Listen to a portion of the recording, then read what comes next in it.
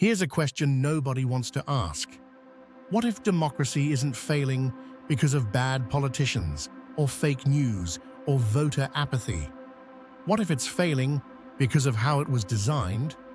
Most of us grow up believing democracy is the best system humans have ever invented.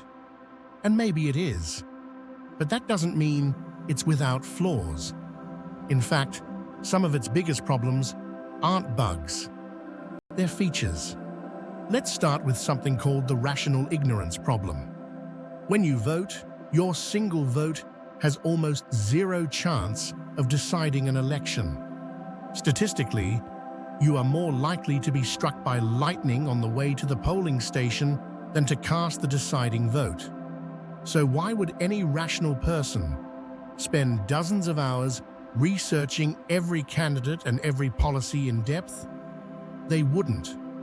And most don't. This isn't laziness. It's logic. The system creates no real incentive to be informed. Now layer on top of that something called the short-termism trap. Politicians operate on 4 or 5 year election cycles. That means the incentive is always to do what looks good before the next election, not what's genuinely good for the next generation. Long-term problems like climate change, pension crises, or crumbling infrastructure require painful short-term sacrifices. No politician wants to make those calls when their job depends on approval ratings today. There's a third problem, and this one cuts deep. It's called Duverger's law. In most democratic systems, the way votes are counted, mathematically, favors exactly 2 dominant parties. Third parties get squeezed out, not because voters don't want them, but because voting for them feels like throwing your vote away. So the system filters out diversity of thought at the structural level. You end up with 2 choices, even in a nation of 300 million different opinions. And then there's the problem of concentrated interests versus dispersed costs. If a policy benefits a small, organized group enormously, that group will lobby hard for it. If the same policy costs every citizen just a few pounds a year, nobody bothers to fight it. The result is that democracy is systematically better at serving organized minorities with strong incentives than unorganized majorities with weak ones. This is why industries with powerful lobbyists tend to get favorable treatment, generation after generation, regardless of which party is in power.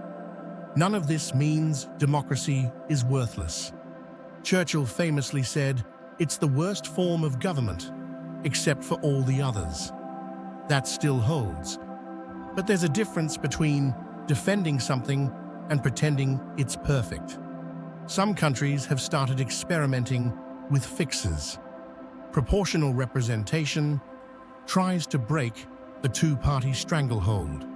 Citizens' assemblies give randomly selected ordinary people the power to deliberate on complex issues without electoral pressures. Longer political terms in some roles attempt to reduce short-termism. These aren't perfect solutions, but they suggest the design can be questioned and improved. The real problem isn't that democracy is broken. It's that we've stopped treating it as a work in progress.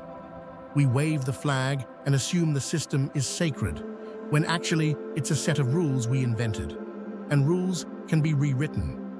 The next time someone tells you that democracy is working exactly as intended, maybe ask which intentions they mean. Subscribe to Obvious Logic, because the truth is usually hiding in plain sight. You just need the right lens to see it.